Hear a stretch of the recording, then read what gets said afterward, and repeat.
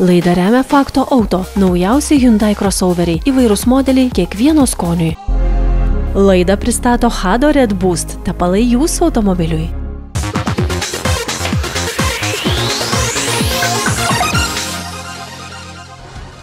Atėjus į pavasarį visi mes norime pasitikti su kuo įmanoma švaresniais automobiliais. Tačiau per žiemą ant jų kėbulo galėjo atsirasti tokių nešvarumų, kurių taip lengvai pašalinti nepavyks. Šiandien būtent apie tai ir pasikalbėsime su automobilių švaros specialistais, kurie viską papasakos nuo A iki Z. Ką, kaip ir kodėl reikia nuplauti po žiemos.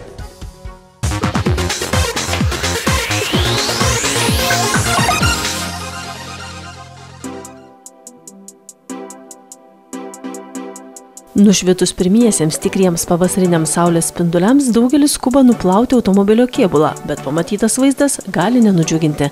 Tačiau kodėl ir ką daryti, kad grįžtų blizgesys?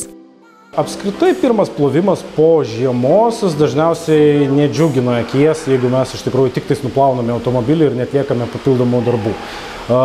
Patį automobilio purvą nuskalavus mes galime matyti, kad paviršius yra šiek tiek matiškas, kad jisai turi kažkokių tai, sakykime, hologramų ir negražių, sakykime, atspindžių. Tai yra pasiekmė susiakumuliavusių metalo dulkių ant automobilio kėbulo, lygiai taip pat bitumo dėmės, kurios lygiai taip pat žiemą atsiranda ant automobilio. Tai iš esmės kruopštus bitumo pašalinimas, metalo dulkių pašalinimas ir nuplovimas jau padaro automobilį labiau blizgiu ir jis atrodo gerokai švaresnis. Bitumo dėmės gali būti beveik nepastebimos, ypač ant tamsios spalvos automobilio kėbulo. Ant šviesių, pažvelgus atidžiai, galima pastebėti nedidelius juodus taškelius.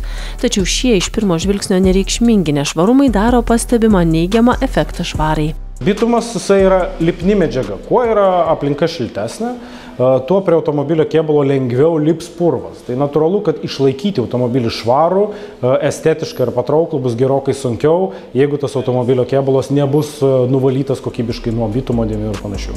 Tuo metu metalo dulkės gali būti pastebimos lengviau ir net truputį išgąsdinti, nes gali atrodyti, jog jūsų automobilis pradėjo rūdyti. Visgi ilgainiui taip ir gali nutikti.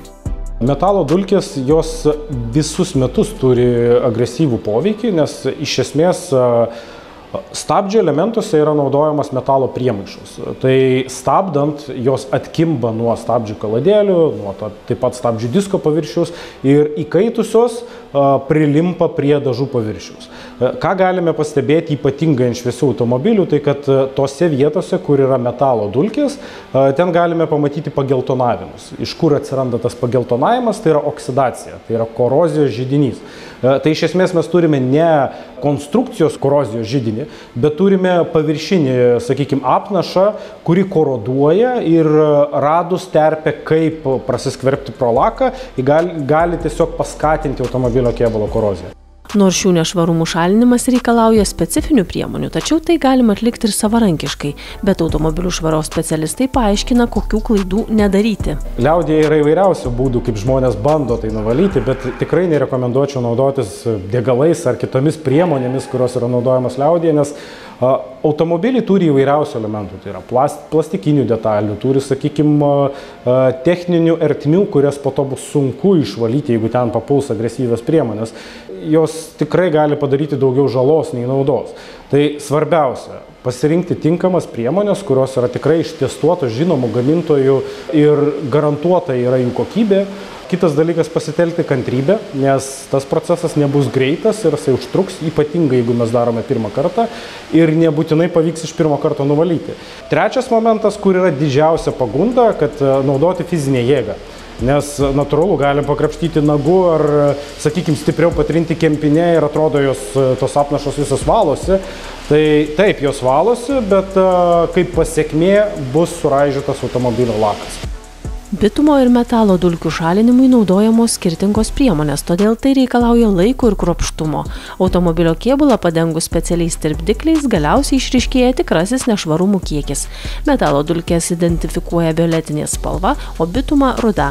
Pašalinus bitumą ir metalo dulkės automobilis įgauna blizgumą, kurį slėpia būtent tokie po žiemos susikaupę nešvarumai.